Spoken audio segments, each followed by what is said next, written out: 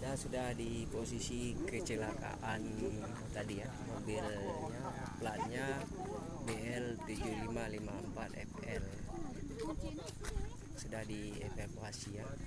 Menurut kabar yang kami dapat, 2 korban meninggal dunia.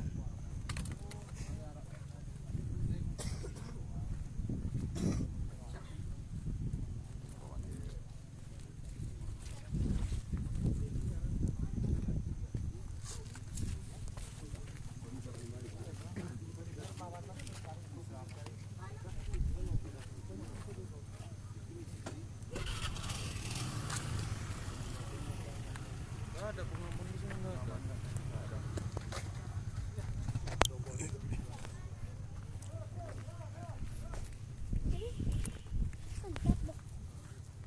Dan sekarang coba kita pantau ke bawah tempat mobil tadi masuk jurang ya, di Pantan Terong, Aceh Tengah.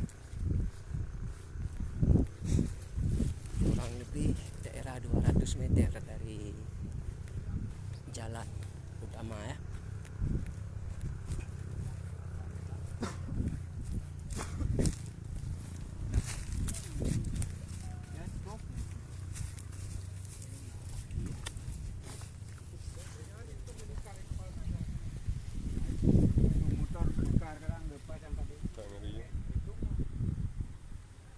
KB dievakuasi ini. Kawai itu no. Yang korbanan itu baik grup. Ya kayak itu. Oh itu tusuk luar nah.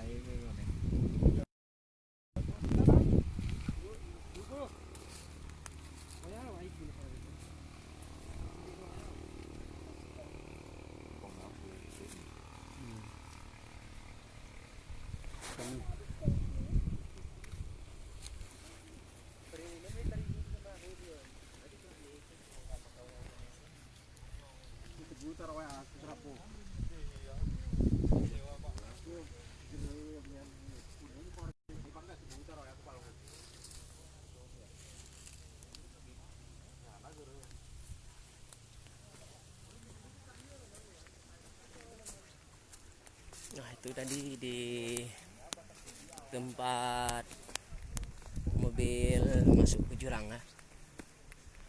Dan mobilnya sudah diderek ke atas.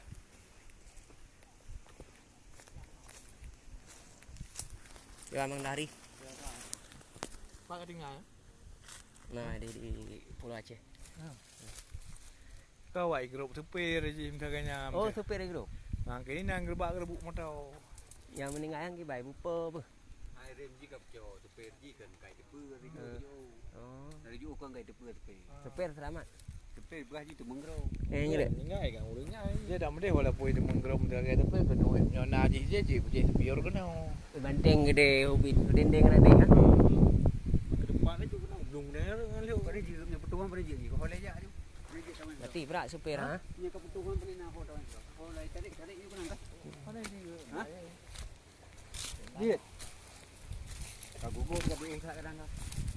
Nya ka. Ka kamu ba di sa londah tu.